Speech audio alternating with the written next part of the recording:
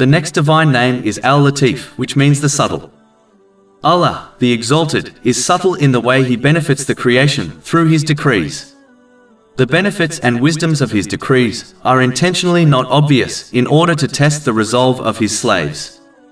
Therefore, the Muslim who understands this divine name will remain patient in times of difficulty and show gratitude in times of ease by using the blessings they have been granted in ways pleasing to Allah, the Exalted, fully believing that every decree of Allah, the Exalted, has many subtle benefits which are not apparent to them.